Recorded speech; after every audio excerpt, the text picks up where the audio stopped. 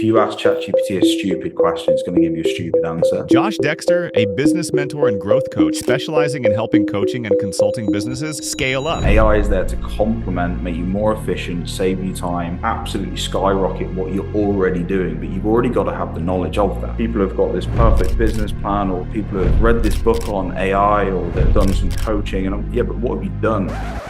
What have you actually done? What has enabled you to have that courage, that confidence, that resilience to pick up the phone irrespective of rejection? Fear of rejection comes from your expectations of why you're doing that thing in the first place. If you're going into that expecting an outcome, then that's where you're actually going to feel rejection. Whereas I go into every conversation just belief comes from reality for a lot of people, I would say, and reality comes from action and not theory. You can't sit there and think about your goals. You've got to take action. So I am petrified, absolutely petrified of being employed again. And I'm petrified of turning to my wife and saying, you've got to start earning money again. Do you really want to go backwards?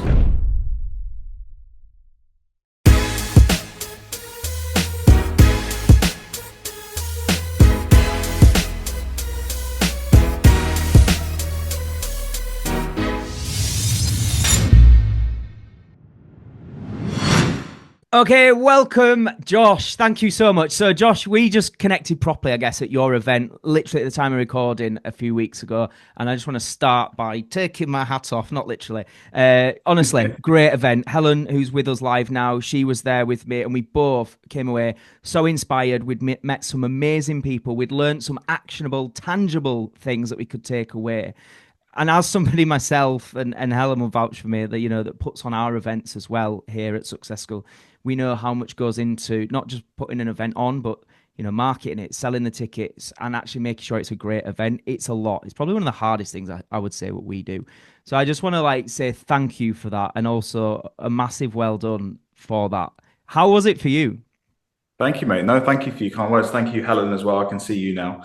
Thank you for being there. No, for me, I've ran events with previous companies that I work for. I've done them over the last probably, I'd say 4 or 5 years. I've done like one event every single year. So whether it's been in London or it's been in Marbella, but this is the first one with Momentum, obviously my company. So a lot of weight on my shoulders, especially because of what we'd done and the impact we'd had on previous events. And then when it comes to finally having your own one, it's like, damn, I hope I pull this off.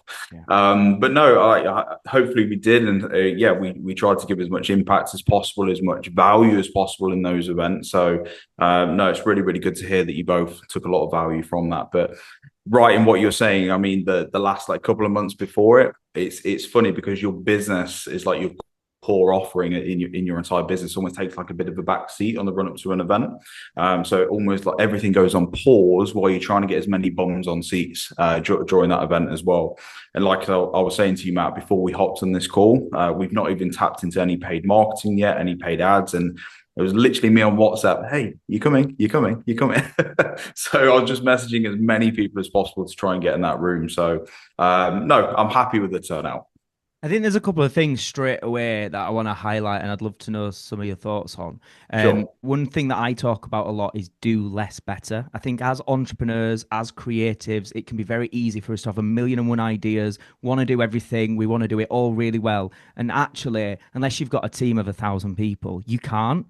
And so I talk a lot about doing things in seasons. Like Helen and I right now, we're working on the launch of our main program, Online Business Mastery. And it's like nothing else is the focus right now. It's like we're not focusing on selling out our event in October, or I'm not pushing one-to-one clients or working with one-to-one clients or anything like that. The focus is this launch. Once that's done, we then move on to the next season. That's something I've had to learn over time because I used to just try and do everything. So I'd love to know, what's your take on it? Do you try and think like that and think in seasons and have strategies and not just try and do everything all the time? Yeah, 100% agree. And I've been that person, exactly what you said. And I don't know if anyone else in the room has been like that as well, but I've been that person who's tried to set up multiple programs. I've tried to go from 0 to 100 with my companies and with clients, and try to have multiple revenue streams, which is super popular. Probably a few years ago, have 7 income streams. a load of bullshit. I can swear on this. I can swear on this, You've right? just shown you can. You did it. I've done it. It's all right. You can't blur it. It's live. But yeah, it couldn't be any further from the truth. Like when you apply yourself 100% to one thing day in, day out, it's like David Beckham didn't get amazing at free kicks by practicing fucking throw-ins, did he? It's exactly the same thing. Like you got to be a perfectionist with your craft to a certain degree. You've got to be addicted to what you're actually doing. And yeah, I learned that the hard way for sure. And I could not agree more. And that's exactly what we've done over the last year with Momentum. We've just gone all in on how to be the best in the world at like one thing and like nothing else. You spoke there about like sending the WhatsApps daily and that kind of thing. And it's that putting in the reps. And you said about it being organic and you've not even done the paid advertising yet. Do you think that that's kind of like foundational building that everyone in business you would encourage to at least try, like not Yeah. just relying on paid ads and actually, and also not undervaluing, I guess, the Yeah. power in that one-to-one contact and that just one person after another, rather than just relying on a paid ad or a Facebook post, for example. 100%. I mean, first and foremost, I think a lot of people now, when it comes to like growing and scaling the business, particularly, are quite lazy when it comes to that. That's just me being honest. I mean, it kind of stems back to I used to work for David Lloyd, which is like a big gym chain in the UK, and we had to do 100 cold calls every single day. Otherwise, we wasn't allowed to go home. And that was on top of in-person like meetings, consultations. There were some days where I'd have 7 or 8 hour-long consultations. I had to run in the office and pick up the phone 100 times before I was actually allowed to go home. So that was kind of instilled in me from then. But the results show from having those connections, and I've always kind of carried that into anything that I do, especially in the early stages, because the more people that you can connect to and talk to is super important. But it's not looking at those connections as transactional ones. Actually taking time and care. Don't just say, right, I'm going to talk to 100 people, let's say, and I'm just going to tick a box. No, I'm going to talk to one person. I'm going to be curious. I'm actually going to show care, going to show interest, really going to help this person as much as I can. And then I'm going to do that again, and do that again, and do that again. Exactly what you said, Matt. It's doing that one thing incredibly well, rather than getting distracted and doing a million other things. When people hear that, though, I think there's a feeling in their stomach of like, I've got to speak to 100 strangers. And I think ultimately, if we break that down, on some level, for most people, it's about rejection. It's about that because if it was 100 sales guaranteed, no one would be like, oh God, I don't want to do that. It's that feeling of being a pest or somebody saying no or Yes, leave yes, me alone. How what's your approach? What has yeah. enabled you to have that courage, that confidence, that resilience to pick up the phone irrespective of rejection? Because I think fear of rejection comes from your expectations of why you're doing that thing in the first place. If you're going into that expecting an outcome, then that's where you're actually going to feel rejection. Whereas I go into every conversation just trying to help someone. And then all of a sudden I don't get rejected. I'm like, it doesn't matter if you don't want to work with me. It doesn't matter if you do want to work with me. I'm here to just help. And I find when I have that approach, do the output with no expectation of the input, and the input just comes naturally. It just comes. I love that. And I think it's just a simple reframe in your mind, isn't it? Is rather than what can I get out of this, what do I need? Just how can I serve? And just that Yeah. immediately makes you feel very different. When you, like you say, take that expectation away of having to get an outcome, just focus on, like it's similar to a phrase that a lot of people that work with me will have heard me say, which is focus on output, not outcome. Like just put Mm. out into the world the best you can. And naturally, like you've said there, the outcome takes care of itself. Now, just selfishly, I've just like immediately gone straight into just give me all the value because I've obviously know a little bit about you from being at your event and so Yeah. on. But for Yeah. anyone who's listening and they've got no idea who you are, I wondered if you could just maybe share a little bit about your journey. You spoke there about David Lloyd's and what was your journey into entrepreneurship? Sure thing, sure. So yeah, my background, I left school pretty early. A lot of my friends that went off to do university, and yes, I had the option to go, I had the grades to go, but I didn't want to just go for the sake of going, and I kind of knew that quite early on. So my dad actually got me a job working as a bookkeeper and an accountant. 6 months down the line, absolutely hated it. Absolutely hated being in an office wearing a suit and tie. Just really didn't enjoy it. But I was playing rugby quite early on, and like found the weights room. And like when you're a lot younger, there wasn't really a lot of people into their health and fitness when I was at school. So naturally started to get a lot of questions, and there was just a time period where I would bookkeep from about 9 till 4. I would go to the gym after, train myself, help a couple of buddies out, and then I'd actually sell nightclub tickets in the evening. It was just repeat, repeat, repeat. I've always kind of had that work ethic in me, I would say. I think that's from my parents. They've always worked for themselves.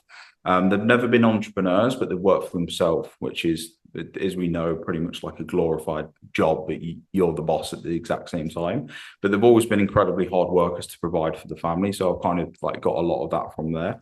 And then just fell in love with the gym side of things. There was a gym actually opening around the corner as an apprentice gym instructor. Snapped that opportunity up, left accounting, followed my passion, what I wanted to do. I didn't care. I just wanted to be in joggers and gym stuff every single day and just be in the gym. It wasn't about money or anything. It's like I get paid to be in the gym all the time. Amazing. So that's literally what I went on to do. Literally paid £3 an hour back then. So wasn't getting paid barely anything.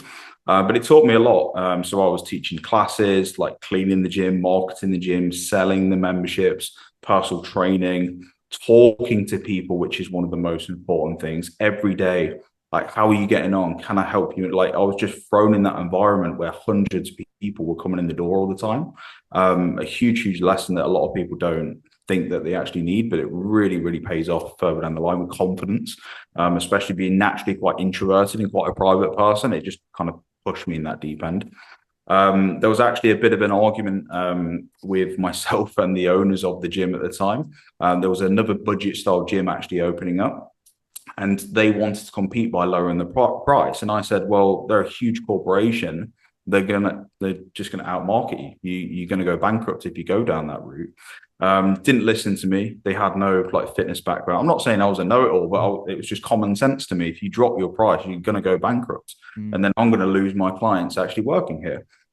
6 months down the line, that actually happened. So it was a bit of a "I told you so" kind of moment, but it taught me a lot. It taught me that I wasn't in control of my career at that point, and I needed to go try and learn actually how to sell and how to market, because I didn't really know that. Because when I actually left that gym, I just lost all of my clientele, all of the people that I was actually training, and realized I wasn't as good as I thought I was at 19 years old. So a bit of an ego reality check, so to speak. And that's where David Lloyd came into play. So then ended up getting like a job at David Lloyd, working as a personal trainer in David Lloyd, and then learning how to sell, how to market, getting the reps in there. Did that for 18 months. During that time period, we did over £400,000 in revenue sales. That was just me personally, not the team. And again, it was just reps every single day. Gemma will tell you, my wife will tell you, she didn't even see me for 18 months. I was just living in that gym, just getting the reps in. So it did tarnish relationships. It tarnished relationships with family, with friends, lost a lot of people during that time.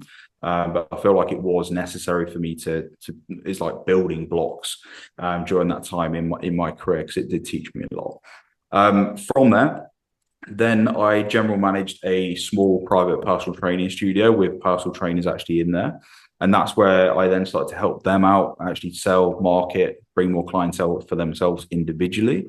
And then also I was selling for the gym as well. And we doubled the gym membership, and every single personal trainer in there then had over 30 hours of personal training each. So it showed that what I'd gone and learned, applied it to a different environment. It really, really worked. And it was only that point I was getting about £2,000 per month. I was running this gym, doubled it. All of my personal trainers that I was managing and mentoring, so to speak, were earning like 4 times the amount of me. I was like, what the fuck is going wrong? Like, what's going on here? So it then gave me the courage again to go self-employed again. And that's where I started my online fitness coaching company. And this was way before COVID. So this was before it became popular or anything like that. There was only a couple of personal trainers, because I know you've got some people in fitness that is your audience. Back then, this must have been 2017, 2018. So back then, there was only really a couple of online fitness coaching applications out there. There was My PT Hub and Trainerize. I went with My PT Hub, set up an account on there and started taking on clients.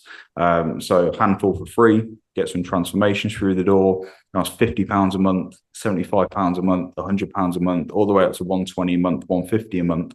And because it was so unheard of, and because of the knowledge that I'd had actually personal training people on the gym floor, I just applied the same knowledge to online. It wasn't like I got qualified and went straight to online. There was a whole level of experience, years of experience before that, which I think a lot of people miss out on now. They just want to go from 0 to 100. So that was really good. We built the business up to 250 grand a year, which is awesome.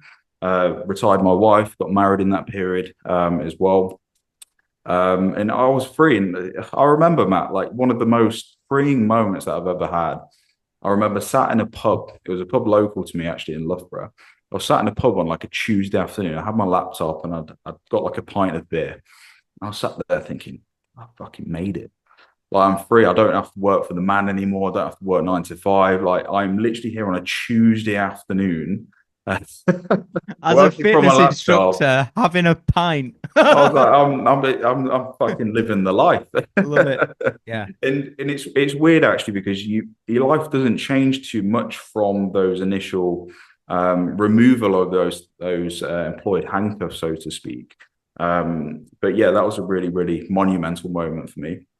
Just want to ask you there. I know there's more to your journey, but there's just something that, just to kind of really make it about people listening as best as I can to help them. I think one thing that has been really consistent in what you've said is it being the reps, is being consistency. You know, you touched upon there losing relationships, and there's something I try and get across in my content about this idea that I think we've gone too far the other way in the mainstream sort of marketing around hustle culture and it being toxic and all this kind of stuff. Because although I think there's a positive message in that, I've yet to sit and interview anybody on this show that's done something substantial where that hasn't been an element of their journey.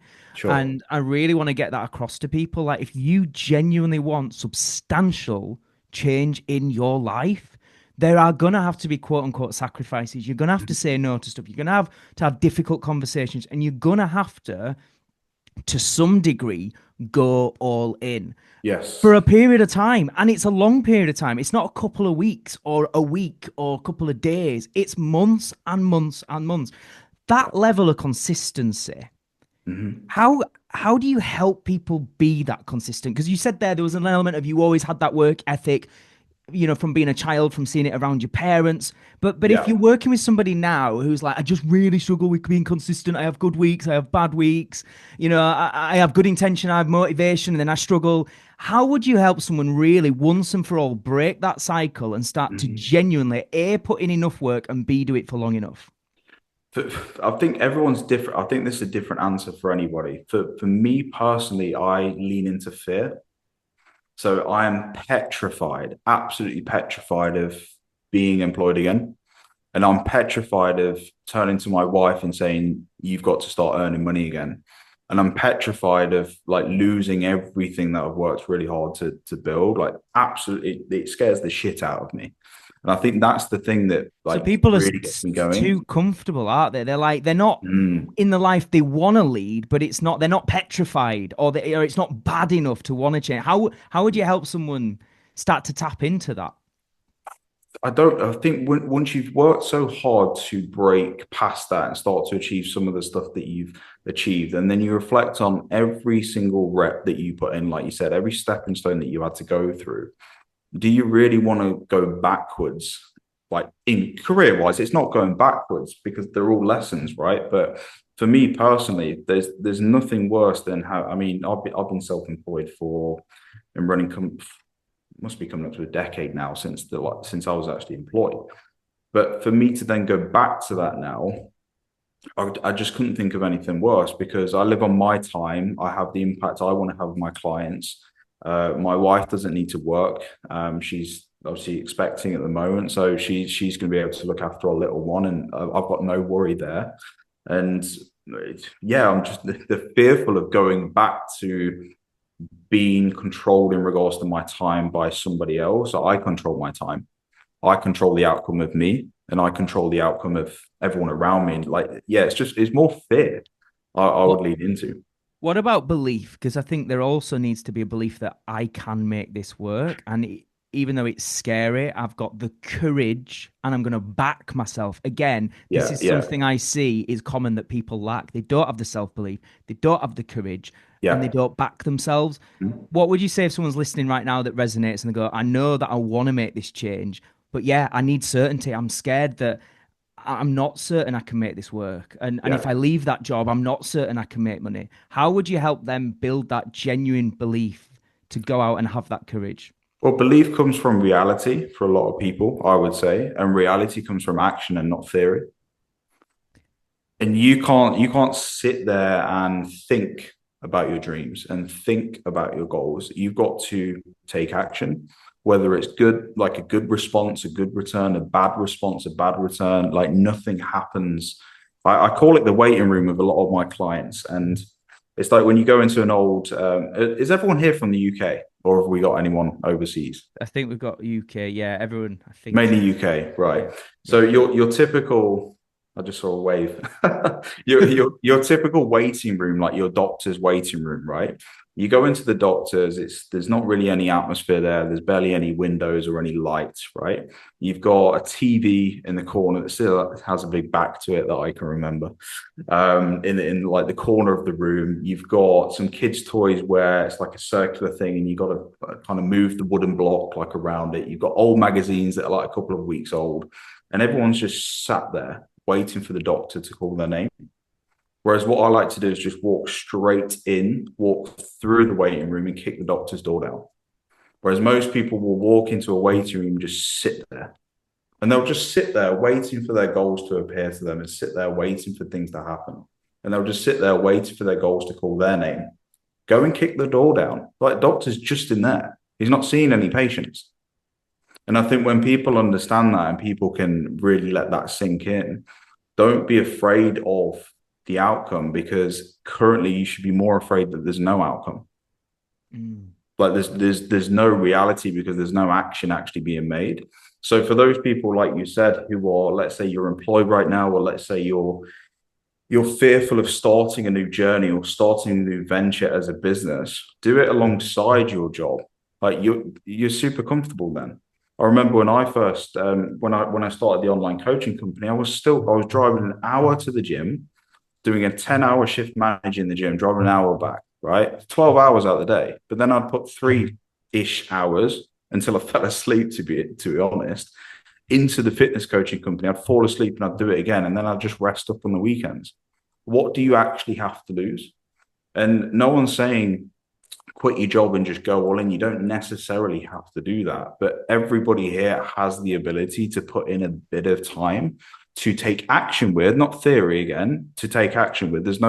Nothing's going to happen if you start reading books outside of your job and then that's all you do. Whereas if you start talking to people, you start taking action with everything outside of what you've got going on, you'll start to see some returns and you'll start to see an outcome from your efforts. And then that's where the self-belief will actually come in, because the reality is there, not the theory. And I think it's such a big, I'm having so many conversations at the minute, Matt, of people who've got this perfect business plan, or people who've read this book on AI, or they've done this course, or they've done some coaching. And yeah, but what have you done With it. Yeah. and I think people are missing that. What have you actually done? Yeah, other than just gain more information and just stacking it in your brain. And it's that, Yeah. again, I think what ties in there is this thing of needing confidence, and they feel that knowledge is power, but it's not. As Tony Robbins says, it's potential power. It's what you do with the knowledge that gives it the power.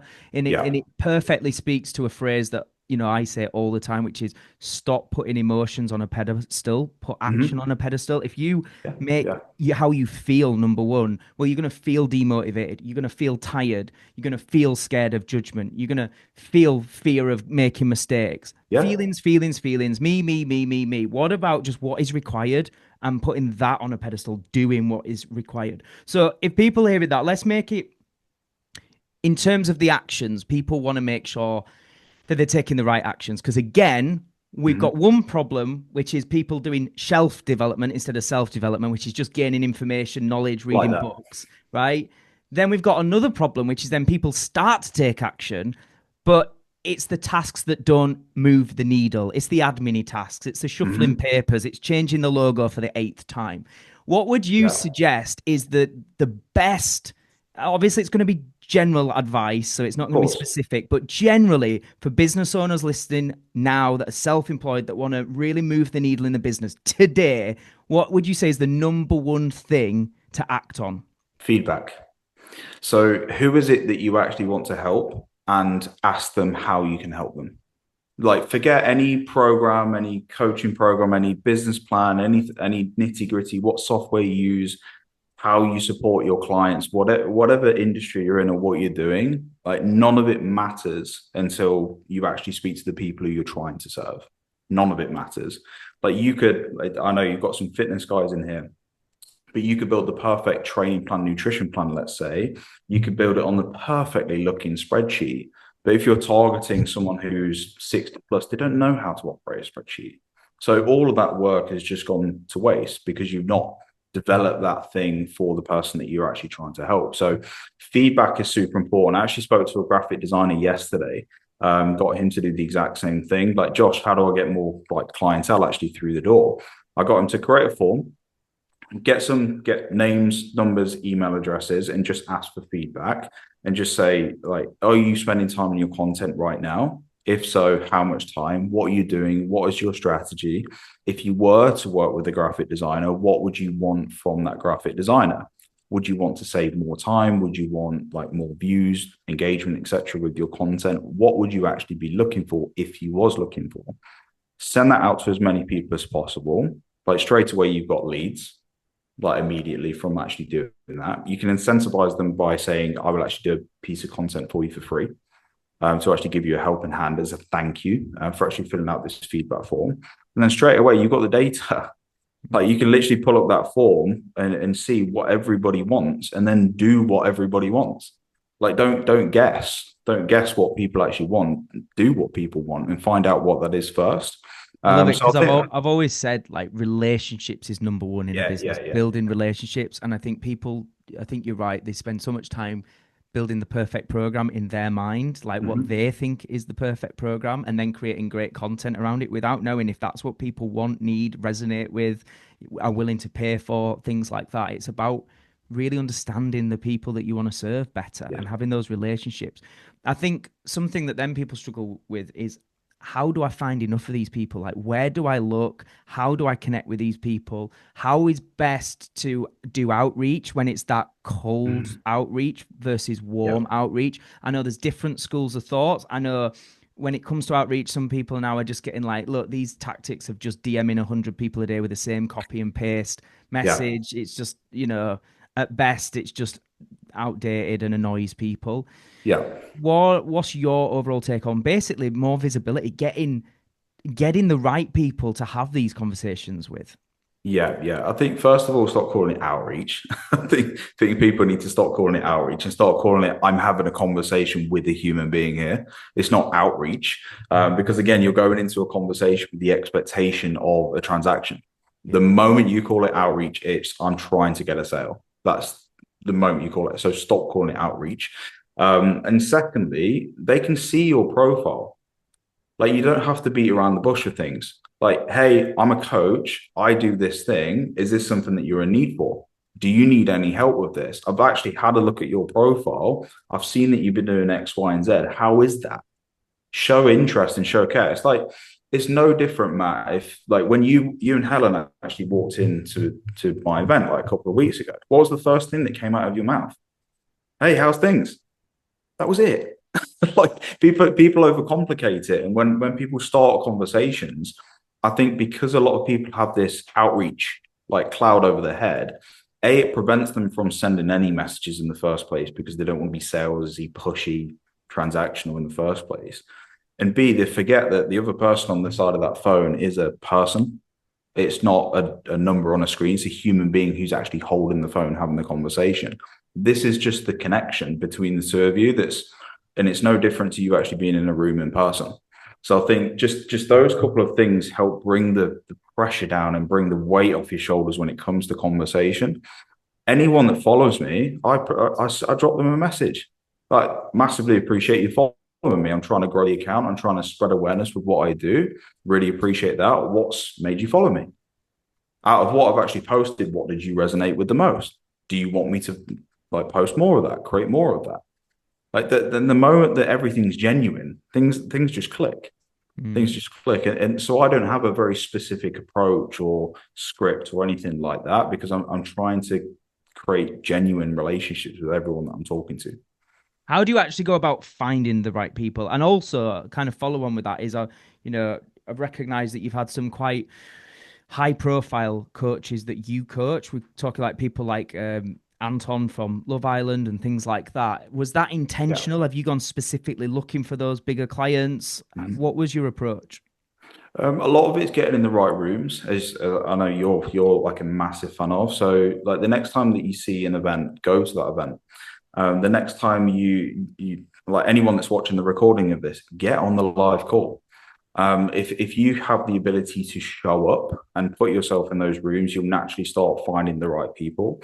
But also, second to that, it's understanding your market, understand like who they are, where they are. So what not everyone is on every platform. People don't realize that. You could have your entire audience on YouTube. So then I would only dedicate your time to YouTube because that's where all of your audience is. They could be on Facebook, it could be on Instagram, it could be on LinkedIn. So for me personally, working with coaches, I only dedicate my time to Instagram and YouTube. I'm not on LinkedIn. So when people talk to me about LinkedIn, I'm not there because my audience isn't there. When they talk to me about Facebook, I'm not there. Like, yeah, I've got a profile from when I was 15, but I'm not spending my time there because my audience isn't there. So only dedicate your time to the platforms where your audience is and look at social media as that, again, connecting tool between the two. And that will really help you out. But also truly understand your audience's hobbies, their struggles, their life. And the more that you can, you'll know where they are.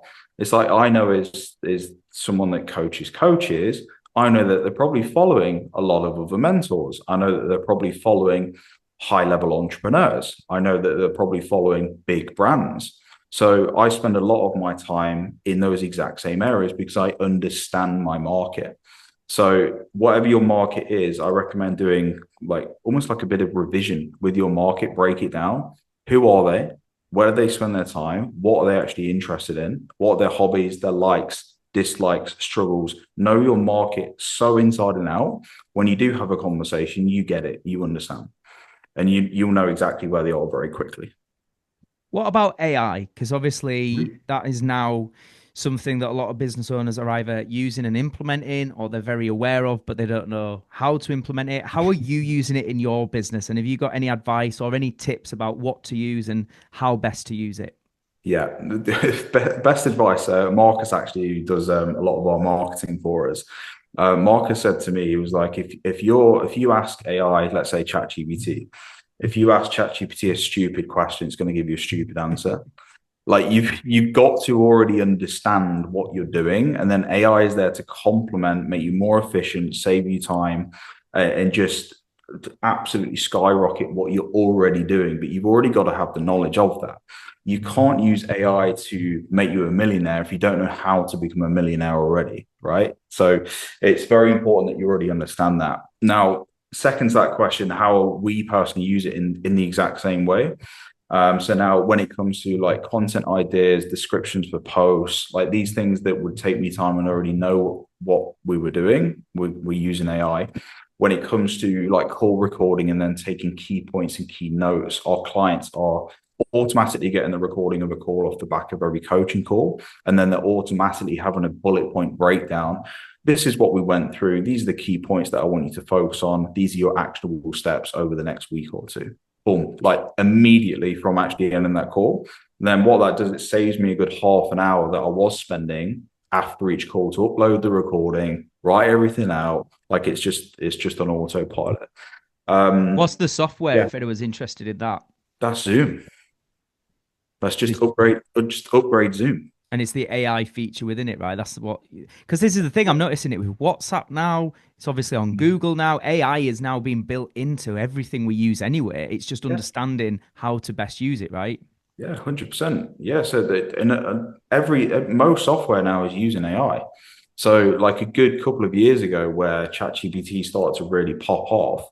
I mean, we were actually quite early adapters. There was a guy in there was a guy in the US called Billy Jean, spelt differently. Yeah. If anyone's heard of Billy Jean, he absolutely dominated the AI space in America. And the previous company that I was actually associated with, we started to do quite a lot of stuff with AI in the UK, but we found we were too early. Like most people hadn't even heard of ChatGPT, and we were talking about how to put automations in your systems, do this email chain, and like we were talking about things, and people were like, "What the fuck are these guys talking about?" So we ended up like butting heads in the market and put it on the bench, so to speak, and then we've just picked it up later on. But it's been around a lot longer than people realize. It's only the last couple of years people have it's becoming common knowledge. I'd love to know a little bit about the fact that you've been in business, you've had a lot of success. We've spoken there about the hustle and the consistency and the work ethic. And I Yeah, know that at this point in recording, this point in time, you're about to become a dad for the first time. And yeah. I'd just love to know a little bit about how that is impacting you with your business and how, I suppose, with your goals now, what has your approach to things shifted slightly? Yeah, massively, massively. Yeah, it's not about me and Gemma anymore. Yeah, I think the biggest thing is now building the business in a way where I can be present and I can pivot with my time when I need to. I'm understanding the importance of spontaneity a lot more. As someone who's very routine and very structured, I'm understanding that I need to build a business where if I need to take a last minute day off or an afternoon, I need to build a business that serves that. That's something that I'm learning very, very quickly. Yeah, I was going to say good luck with needing routine and structure when you've got a baby. Yeah. And I think that's the biggest thing really. We've just gone all in on our systems. We've gone all in on our staff training. We've gone all in on like a lot of the procedures and back end of the company, where I can tell you now where a brand new client will come in, I can tell you every single stepping stone that they go through across a 2 year time span.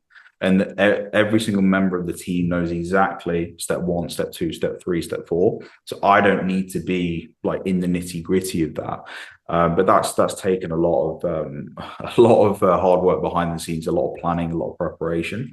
But yeah, I think the biggest shift has been the flexibility with time.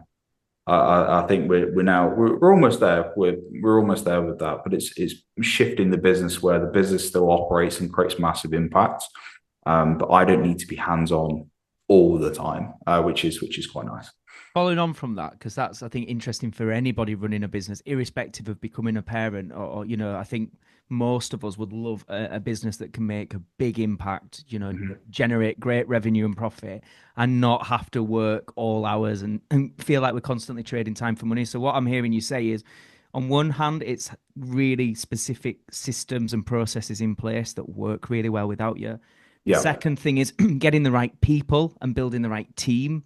What Mhm. about, because a lot of people, as we say, are coaches or service-based businesses. A lot of their core business comes from them delivering one-to-one. Is Yeah. part of it as well developing more pre-recorded and group programs? And I speak a lot about that kind of stuff and memberships. Is that something that you've made sure is part of the business model? Yeah, 100%. So there's three different ways that I look at education in regards to actually delivering education. So there's teaching. So similar to what we're doing now, we're having a conversation to a room. Whether you think I'm a dick or whether you like me, it's up to you. Whether you take what I say valuable or whether you don't take it as value, it's completely up to you. And that's what teaching is. Teaching is delivering one piece of information to a room, and it's up to the people in the room to take what they want from that. You then have coaching, which is working with that person to get the best out of them. So if you look at like a defense coach in rugby, for example, they are trying to make those defenders the best defenders in the world, the best at what they do. And that's their job as a coach. As someone who's a fitness coach, it's to work with that client to get the best physique possible. So you're coaching them to get the best out of that person. And then you've got mentorship, which is where you're passing down experience, real life experience, and lessons that you've gone through in reality, not theory. And that's what mentorship is. What we personally do at Momentum is we do all three. So we have a structure to the program that teaches. So we have a step-by-step structure that teaches. But then we have one-to-one coaching calls that actually coaches the client. And then we also have pre-recorded mentorship, like lessons and wins and failures that we've actually gone through. But then also during the coaching call, we're always mentoring the client as well. So we try and include all three. But to answer your question, how flexible can you be with your business? It depends on who you want to serve and how you want to serve them. And also, build your business that serves you. Like, you don't need a team to be successful. You really, really don't. And a lot of this does come down to mindset. A lot of this comes down to the value as well. But there's nothing stopping you raising your prices if you work one-to-one and then working with less people. There's nothing stopping you going from a one-to-one model to a group model. There's nothing stopping you doing the opposite to that. Like, you are fully in control of your business. Don't feel like you've got handcuffs to your business and this is the way that I've always done it. This is how I need to do it. You can pivot and you can shift to build the business that serves you. And there's a tremendous amount of value through any three: teaching, coaching, mentorship. There's loads of value between the three of them. And also I found that there's even in my space in business coaching, even with what you do, Matt, there's so many people that actually adapt to different levels and different ways of education in different ways. It's like the people that adapt well to teaching, they're not good fit for my program because that's not what we do. We coach. But there's some people that then adapt really well to coaching. So there's always a market that will slot into the business that you create, but create the business that serves you is what I would say. I love that. And I think it's such valuable information to consider because from my experience, I see there is a lot of people that fall into that trap of they start their business one way. Usually, especially like your personal trainers, it's usually one-to-one clients. It's usually they feel there's a set rate they have to charge. They can't go above that. And then they just stay stuck. And I love what you were saying there about it's your business. You can change how you operate. You can pivot at any time. You can change how you market, who you're willing to work with, who your target audience is, what the price is. I just think reminding people of that and again it comes back to fear. Yeah, but these clients pay me and they like how I operate now, so like there's what is it, 9 billion people in the world now, like there's going to be more. That's right, and we grow it. So, but you've got Sally and George that it's like let them go. If the business that serves you doesn't serve them, it's okay because there's other people that it will serve. And it's about you. You've always got to come back to. I know it sounds selfish. You've always got to come back to you because it's your business. And then if you're not fulfilled, if you're not happy, if you're not operating in a way where you want to be there, you're not going to give your best work anyway. So you've always got to come back to that. Yeah. Josh, this is outstanding, and I know there'll be so many people just writing notes that have got so much out of this. I want to be mindful of the time. I'm grateful that you've agreed to do a bit of a Q&A with our members that are here live, so I want to make sure we've got space for that. Before we do, though, I'd just love to go in some of the general live questions that I ask all the guests that join us on this show. Just to be clear, Josh has not been prepped on any of these. He's no idea what's coming, so it's going to be real raw in the moment. Let's see what happens. So the first question is, what is some of the best advice that you have received and why? Ooh, best advice that I've received. You have two ears and one mouth for a reason. And that was my first ever mentor. So when you're in a room, always listen more than you're speaking. This is obviously a very different scenario. I've got to be the one speaking. But typically when I'm always the quietest person in the room every single time. And it's not because I'm trying to be quiet, it's because I am actively listening to every single person. And there's always someone that will teach you something. And then I only speak when I'm spoken to, typically. And I know that sounds quite antisocial when you are like networking and being in rooms, but that has made me absolutely mop up knowledge like a sponge over the years. And I've learned from everybody in all walks of life by just doing that. To think then, Matt, that was on the spot. But that was the easy one. It's only getting harder from here, mate. Was it? Okay. So the next one is the flip side, which is what's some of the worst advice. And I think just to help prompt you with this, I think there's a lot of good intention advice out there on the internet or whatever. But then when you follow it or you come to learn, different, you realize actually that's not good advice. Is there anything like that springs to mind? bad advice, and I've learned the hard way, is that your goals always have to be a destination. Whereas what I've learned over the years is your goals can be peace, your goals can be freedom, your goals can be being present. Like your goals don't have to be I'm going to earn X or I'm going to achieve X or I've got to climb a certain mountain. Like your goals don't have to be that thing that you're working towards. Your goals can be something that you can actually cement today. And like that was some of the worst advice that I've had, and I've had to learn that the hard way. Really interesting because I have a similar conclusion, which I think only comes as a result of learning the hard way. I think, I don't know if you're similar, but because we had that pursuit of hitting certain milestones, you then realize it's not where the answers lie. So, Right. like for Right. me, the goal for me is I always think of the word fulfillment. That's a key one. It's like, is Yeah. what I'm doing today, it might be hard work, I might be tired, it might be frustrating, but is it fulfilling? Is it purpose Mhm. driven? And if I'm like, yeah, like then I'm successful. I'm achieving my goal. Like, so it's interesting. It's like, 100%. Can I mention something very small on that? So a little story for you. So me and my wife actually moved to Marbella, and we've moved back in a 3 4 year period. Now I'm not going to say any names because it's a very like private and confidential person, but I remember there was a small group of entrepreneurs, and we used to do a bit of boxing up in the Marbella Hills. And there was this very wealthy individual that I became friends with, like multi-billionaire. Okay, so we used to box up and he said like got all the cars, the villa, the house, the what, like you name anything you can think of, he had, right? And the number one thing that he would spend his time doing was time being present with his 2 daughters.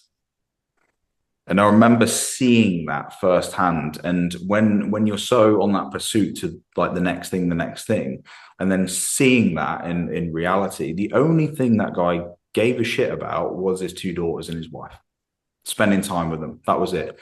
He would turn additional sales calls down for his 2 daughters. He would remove and reschedule a business meeting for his 2 daughters. And when you see that firsthand in what you would perceive as someone who's at the top of the mountain, literally in Marbella, and then only spending and dedicating his time and prioritizing the things that actually matter.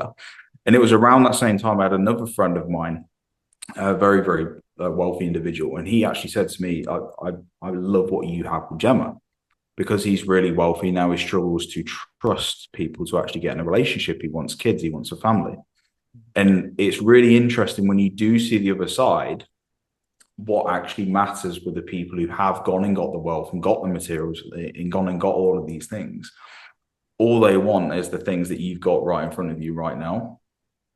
And it's really interesting when you see it firsthand. such a powerful reminder. And I think it's such a difficult balancing act because we're all different. We're all driven slightly differently. We all have different experiences, different maps of the world. I think that it's a balancing act between, on some level, for most of us, you Mhm. have to get it wrong to really start to appreciate the right way. Yeah.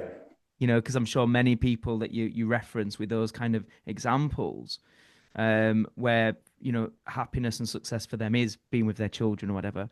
Probably it wasn't always like it was No. from. Like I always think of a big one that I chased for years and really struggled with was my weight and my physique. I struggled for Mhm. years, and I felt like some people just naturally seem to always have a six pack and things like that, and I really struggled. And then I did a bodybuilding competition, and I got into the best shape of my life. It was amateur bodybuilding competition, um, men's physique, and I got placed in the finals. And it was that thing of I thought that would be the day where I'm like, yes, I've been invited to the finals. I'm in the best shape of my life. My muscles are massive. I can see my abs. I've got this ridiculous tan on. And I was like, I still feel like Matt. Like I Yeah. still feel intrinsically no different. Mhm. And it was in that moment I realized that thing I was chasing that I thought would change me wasn't the answer. Like it's not a physique, it's not a bank balance, it's not fame, it's none of those things we're sort of taught, I guess, societally to value as being the thing that will make you happy. But it Mhm. was like if anyone told me that, I wouldn't have believed them. I needed to stand on that stage in those bloody stupid tan to go, actually, muscles don't make me happy. Like, and the sacrifice and the work I put in to get that physique, for me personally, I was like, do you know what? I just actually want to value health. I want to be active. I want to be healthy. I don't want to value how big my biceps are like I had done up until that point. Yeah. But I would have never changed that had I not have gone to that extreme and pushed myself. Yeah. So we're all on our journey, right? And we've all got to learn the lessons from different sources, I guess. Okay. The next one is kind of following on that theme, really, is I think often when we listen to people like yourself on these podcasts, we get great value, and then we can put this person on a pedestal as like this expert and this person who's got all their shit figured out. And I think it's really important to remind everyone we're all still human. We're all still on this journey. We're all still learning, and we all still go through challenges as well. So if you're happy to share, and again, I'm putting you on the spot, I appreciate, but what is something you're struggling with right now, and how are you looking to solve it? Good question. So two things actually, and this is Gemma being pregnant and expecting that's really given me a kick up the ass. So one of them is alcohol. So I would be coming from a rugby background. You can already imagine. Every weekend is associated with having a pint or 10. Yeah, chaos. Yes, yeah, and also running a marathon. So these two things are really important to me. So I'm now completely sober, and I have been for the last. It's quite early. It's quite recent. This is 3 weeks. So the last 3 weekends has been the last 3 weekends where I haven't drank anything from the past 10 years. So I'm taking that as a win. We're doing well. And then also doing what you say that you're going to do is really important now that I'm having a son, and I want to set an example. I've said for the past 4 or 5 years, maybe even longer, I'm going to run a marathon one day. I'm going to run a marathon. And every time I've started, I've got to like 10K, 50. Oh, this is taking up a lot of time. It's taking time away from my business. I'm not going to continue. Or this is getting a little bit hard. I'm not going to continue. So yeah, those two things right now are the things that I'm actively like working on. And yeah, I don't drink anymore. And that's the mindset that I have. And it's killing me, but we're going to run a fucking marathon this year. Absolutely brilliant. And you need to tag us on social media when you've done it so we can all see. Absolutely. There's your accountability, John. Love it. Yeah. All right, last couple of questions. This show is all about helping people live happier, healthier, and more fulfilled lives. That is the mission. If you was to leave the listeners with 3 pieces of advice, 3 kind of truths, 3 things to follow, that if they follow these 3 things, you can say you're going to be on the path to a happier, healthier, more fulfilled life. What would you say those 3 things are? 3 things. I'll have to think about this. Number 1 would be do what you want to do. It's very easy to be sucked in with the influence of social media and the world and what you think should be the goal or what you think should be the way that you want to live your life. Every single person is completely different. I love nothing more than having a cigar and a barbecue and chilling in the English countryside. Some people that's fucking boring, but to me, that's what I love to do. So, but do the things that you want to do. Work with the people that, number 2, work with the people that you want to work with and never be afraid of saying no if it doesn't align with you. That's a big lesson I've learned. I used to take on clients just for taking on clients because it grows the business, whereas now I would actively say no if they don't align with who I am. Had one very recently, literally a few days ago. Someone wanted to earn a certain amount of money. I said why, they couldn't answer me. So we're not the people for you. You've got to have meaning behind your goal and meaning behind why you want to get there, not just pulling a number out of thin air. And number 3, this is difficult. Number 3, be present, I would say. I think we spend far too long thinking of the next thing or where we're going all the time. Or a lot of people spend their entire time in the back seat of a car looking out the back window. But there's not many people that actually spend time just driving the car and enjoying how fucking awesome the car is. So if you enjoy just now and what you're actually doing, again, this is something that I'm actively working on myself. I'm not perfect. Actively as a business owner, you're always thinking ahead and you're always trying to plan things. But yeah, just try and be as present as possible when you're doing everything. It's like right now, my phone is on Do Not Disturb. I'm talking to you guys. I'm answering your questions, Matt. So I'm being as present as I possibly can in this moment right now. And that's made me a lot happier because when you're always thinking of the next thing, you almost turn into like a tick box exercise with everything you're doing just so you can get to the next thing. Whereas if you actually enjoy and embrace like what you're doing, that's always made me happier. Josh, this has been absolutely outstanding. Seriously, thank you so much. And thank you for You're very being welcome. so open and for sharing, so much. I always say to people before we start recording, is there anything you want to talk about? Is there anything you want to avoid talking about? And Josh, just in the interest of transparency, just said, I'll talk about anything, ask me anything. And, you absolutely have. So thank you so much for that. If people are hearing about you for the first time, they want to actually connect with you, they want to check out your content and see more of what you do. You said the main platforms are Instagram and YouTube, right? How do they find you? What do they need to type in? Yeah, Instagram and YouTube. Yeah, first of all, thank you for everyone that's taking the time out of their day to listen. Really appreciate that. Thank you for Matt for bringing me on. But yeah, Instagram is at Josh Dexter _. So nice and simple. And then YouTube is exactly the same thing. So it's just my name and then underscore. Brilliant. Go check him out. Give him a follow, guys. Josh, final question before we head to the Q&A for the members. Sure. What is your definition of success? I think I've answered it as a byproduct of that question. Freedom, I would say. I think success to me is freedom. Like taking me back to that first element of freedom in the pub. When I was first an online fitness coach that Tuesday afternoon, I felt successful since that moment. And I just never lose that feeling really. But freedom to me is it's not about a certain amount of money. It's just being able to do what you want, when you want, with who you want. And that doesn't require millions. It doesn't require like a ridiculous amount of money that a lot of people think. It just requires you putting your fate in your hands. I would say that's success to me. Josh, thank you so much. That's been brilliant. Thank you. You're very welcome, my friend.